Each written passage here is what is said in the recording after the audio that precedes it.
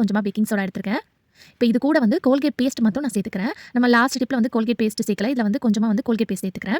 இதுலயும் வந்து கொஞ்சமா லெமன் ஜூஸ் வந்து சேர்த்துக்கிறேன். நம்ம காஞ்சு போன அந்த லெமன் இருக்கு இல்லையா? அத வந்து நீங்க லெமன் ஜூஸ் எடுத்துட்டு ஒரு பாட்டில்ல ஊத்தி இந்த மாதிரி தண்ணி ஊத்தி கூட நீங்க ஃப்ரிட்ஜ்ல ஸ்டோர் பண்ணி வச்சுட்டு, நீங்க எப்பலாம் வந்து கிளீனிங் பர்ப்பஸ் பண்றீங்களோ அந்த டைம்ல மட்டும் இதுல இருந்து ஒரு 2, 3 ஸ்பூன் லெமன் ஜூஸ் எடுத்து நீங்க சேர்த்து கிளீன் பண்றதுக்கு யூஸ் பண்ணிக்கலாம். இப்போ நம்ம வீட்ல இருக்கக்கூடிய இந்த மாதிரி ஸ்டீல்ல இருக்கக்கூடிய கிளாஸ், அப்புறம் கண்ணாடியில இருக்கக்கூடிய கிளாஸஸ்லாம் வந்து துரு புடிச்சு போயிருக்கு, ரொம்ப அழுக்கா இருக்குன்னா, அத கிளீன் பண்றதுக்கு இந்த சொல்யூஷன் நீங்க யூஸ் பண்ணிக்கலாம். ஃபர்ஸ்ட் கண்ணாடியில இருக்கக்கூடிய கிளாஸ் வந்து நம்ம ரொம்ப நாள் யூஸ் பண்ணாம வச்சுட்டோம்னா, ரொம்ப அதோட கலர் இந்த மாதிரி ட்ரை ஆயி அழுக்கான மாதிரி இருக்கும். ஒரு பார்க்கறதுக்கே வந்து பார்த்தீங்கன்னா, ரொம்ப பழசான மாதிரி இருக்கும். ஏன்னா நம்ம ரொம்ப நாள் கழிச்சு யூஸ் பண்ணாம இருந்துட்டு யூஸ் பண்றனால. ஸோ அத கிளீன் பண்றதுக்கு இந்த சொல்யூஷன வச்சு நல்லா லைட்டா இந்த மாதிரி ஸ்க்ரப் பண்ணி விடுங்க.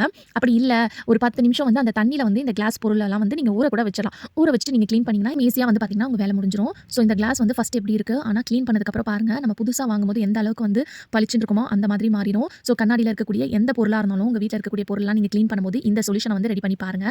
ஸோ இந்த மாதிரி லைட்டா மேலேயும் உள்ளேயும் வந்து ஏன்னா உள்ளலாம் வந்து உப்பு கரான மாதிரி இருக்கும். சம்டைம் கிளாஸ்ல ரொம்ப கரை படிஞ்சு போயிருக்கும். அந்த டைம்ல இந்த மாதிரி கொஞ்சமா தண்ணி ஊத்திட்டு கூட நீங்க ஊற வச்சிடலாம். ஸோ இப்போ நான் இத உங்களுக்கு வாஷ் பண்ணிட்டு காட்டும்போது உங்களுக்கே வந்து பார்த்தீங்கன்னா, நல்ல டிஃபரன்ஸ் தெரியும். ஸோ இப்போ பாருங்க எந்த அளவுக்கு புதுசு மாதிரி மாறிடுச்சுன்னு. ஸோ ஃபர்ஸ்ட் எப்படி இருந்தது இந்த கிளாஸ், இப்போ பாருங்க எந்த அளவுக்கு அழகா புதுசா இருக்குன்னு சொல்லிட்டு. ஏன்னா வந்து தூக்கி போடக்கூடிய அந்த லெமன் இருந்தா போதும், உங்க கிளீனிங் வேலைய வந்து பார்த்தீங்கன்னா, ஈஸியா வந்து முடிச்சிடலாம்.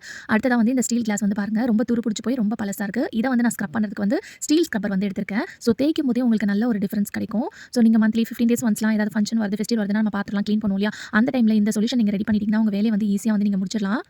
ஸோ இது வந்து ரொம்ப பழசாயிருச்சு. அங்கங்க வந்து பார்த்தீங்கன்னா, துரு புடிச்சு போன மாதிரி கரையா இருந்தது. ஸோ இந்த சொல்யூஷன் ரெடி பண்ணி நான் கிளீன் பண்ணதுக்கப்புறம் எந்த அளவுக்கு புதுசு மாதிரி இருக்குன்னு பாருங்க. ஸோ கண்டிப்பா இந்த டிப் பிடிச்சிருந்துச்சுன்னா, இந்த வீடியோ உங்க ஃப்ரெண்ட்ஸ் அண்ட் ஃபேமிலிஸ் கூட ஷேர் பண்ணிக்கோங்க.